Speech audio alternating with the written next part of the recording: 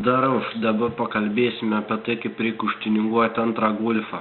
Taip sakykim, turim baltą golfą su varikliu 1.6. Nu, ahujens variklis ir andragas zaibys. Visų pirma, reikia niaukti langus su plėvėlė už 10 litų. Po to dedam į saloną neunkis, kad mašiną šviestum. Dar reiktų kokią didelę angalę ant dūsliką. Tada dedam papyktinimus ant lempų su kokia izoliacija. Galinis lemps reikia apipurkšti juodu laku. Sekant etaps keičiam paprastus purkštukus į neoninis. Po to reikia klijuoti juostą ant priekinę langą. Pasitaupę babkių nusiperkam plačius buferius ir kalpukus ant skardinių ratlankį. Jau turim kaip ir tuninginį golfą, bet trūksta aparatūros. Tada iš kokią narkomaną už pitaką perkam agelį su kasetėm ir dedam į tuninginį golfą.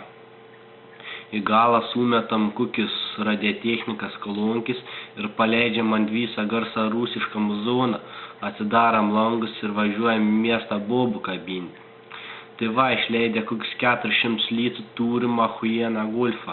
Golfs 1.6 tuning ir labai zaibys.